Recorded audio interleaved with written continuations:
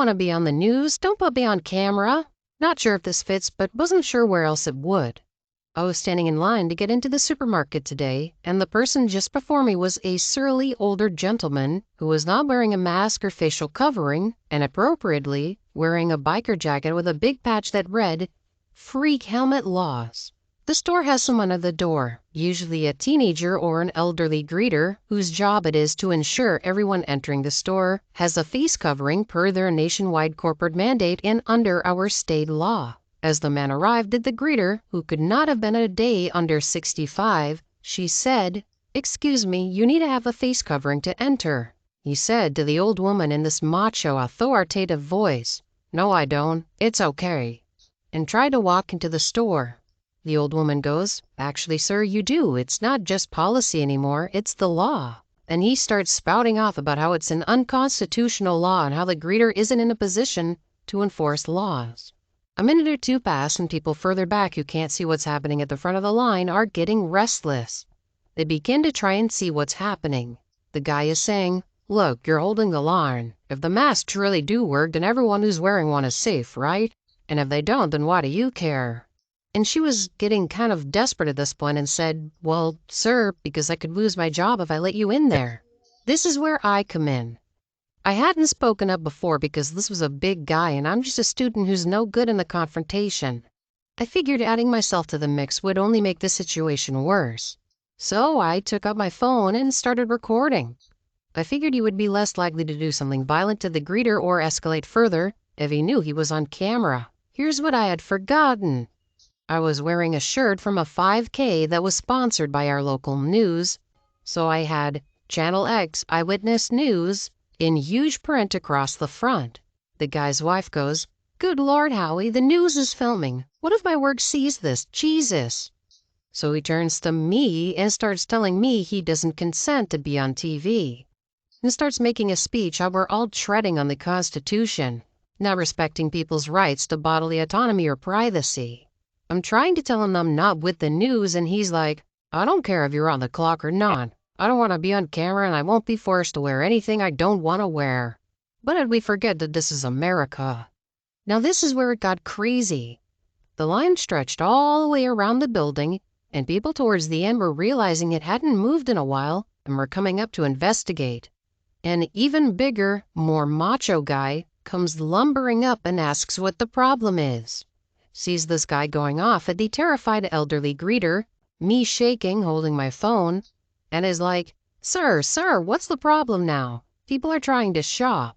The maskless guy tells him, and I quote, "Get away from me. This here isn't your business."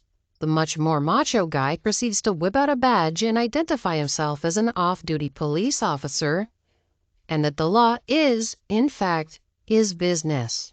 First, he tries to have the cop arrest me for putting him on the news without his consent, but I just played dumb at that point. My adrenaline was through the roof, and if I had been able to retain presence of mind, I would have left by that point and shopped somewhere else.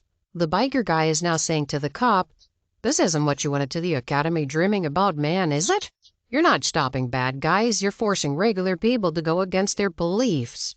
Cop said, "No one is forcing you to do anything, sir. You are free to make your own choices. You can put on a mask, or you can go home. Decide which you would like to do, because there is a line here." The biker guy keeps saying he isn't doing anything illegal and has a right to shop in a public business, and the cop just shakes his head and starts quoting the official mask law that the guy is breaking at him. But the biker guy is just talking over him at that point, and the cop realizes he isn't getting anywhere. So the cop says, "Look, I don't want to escalate this, but you're not giving me a choice in this situation.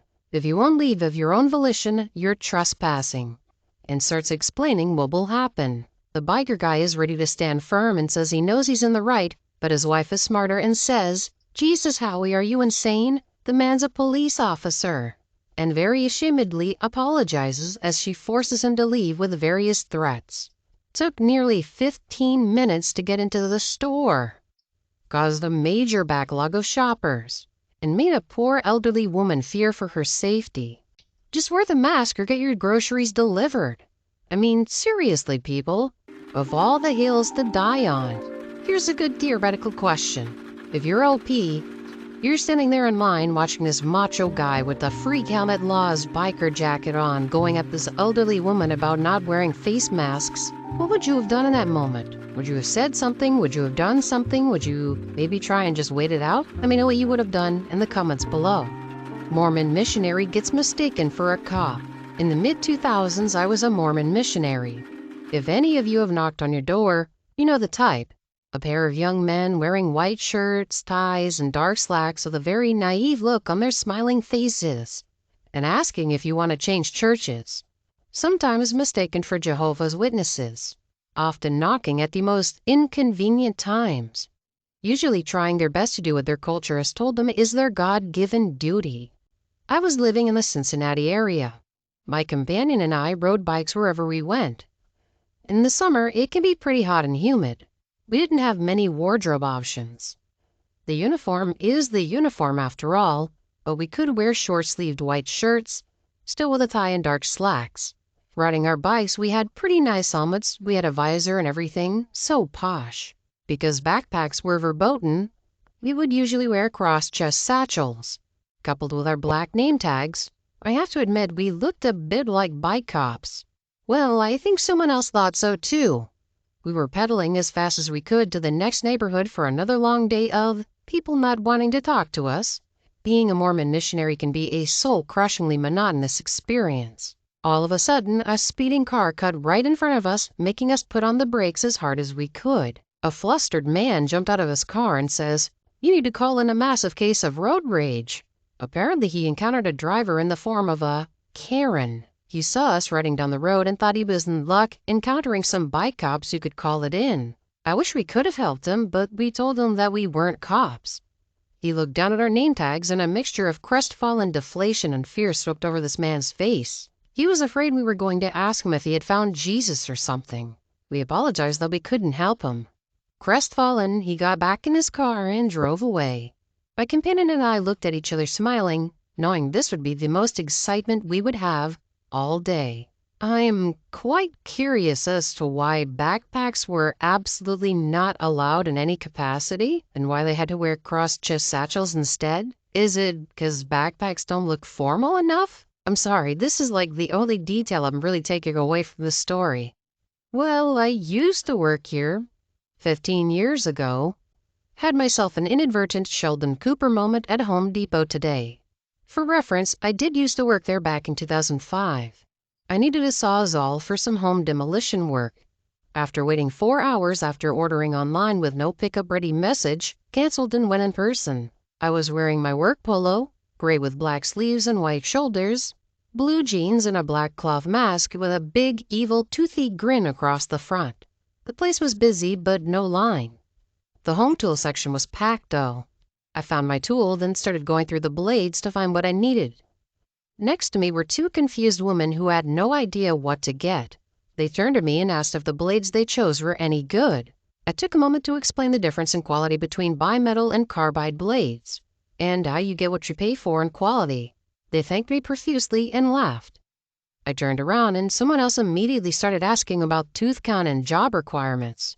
I helped them pick out some pruning blades and they also thanked me. Turned back the other way to leave, only to hear, "Can you tell me where I can find—" "Wait, you don't work here," and walked away quickly. I really didn't mind helping for a moment, especially since everyone was polite. They were busy enough that I easily could have stood there for half an hour straight. If all Home Depots are that busy, I'm buying stock. Going down the road of a bunch of people walking up to you, I was thinking that this story wasn't going to be quite so positive in the ending. And also, a Home Depot is definitely one kind of store that probably will never go away because there's always a need for that kind of thing. So maybe the stock idea isn't a bad idea. How I met the nicest old lady. So this happened about 5 years ago, and I decided to post this as 2 weeks ago she had passed away. It was like a chunk of my life pulled from me and thrown away. It reminded me of how we first met. This would be quite a short story though.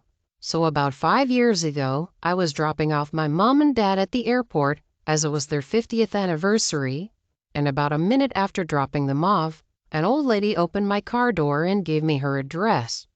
I was slightly confused at first, but then I realized she thought I was a taxi. There were no taxi signs in my car, nor was I near any taxi area. I told her I am not a taxi, and she apologized and was about to leave. But I told her I could drive her home free of charge. The drive was about 1 hour from Southampton Airport to where she lived, and on the way, we talked about how our families were doing. It was sad hearing how little family she had left. It was only her daughter and her grandson, and most of the time, she was all alone with no one to talk to. I decided to give her my phone number and told her to call me anytime she wanted to. She thanked me once she got home and entered her house as it was quite late.